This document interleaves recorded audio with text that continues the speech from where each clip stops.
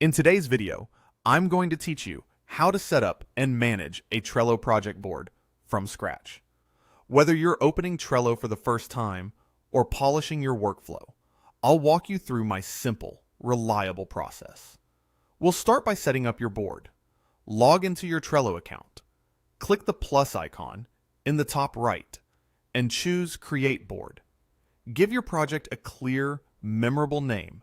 Pick a background color or photo that makes the board easy on the eyes, and select a workspace.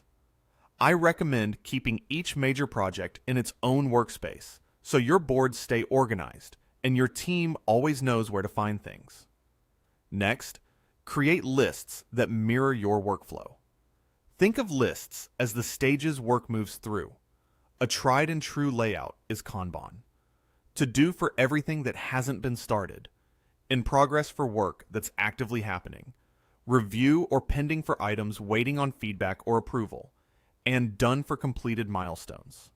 Keep the order from left to right, so progress is easy to scan in a single glance. Now add your tasks as cards. Inside each list, click. Add a card and type a short, actionable title. Aim for clear verbs like draft proposal, design header, or send invoice. Short titles make it easier to scan the board and spot what needs attention. Open any card to customize the details. Use the description to capture goals, context, or important links so no one has to dig through messages. Add a checklist to break big efforts into smaller steps. Think draft, edit, publish, so momentum is visible.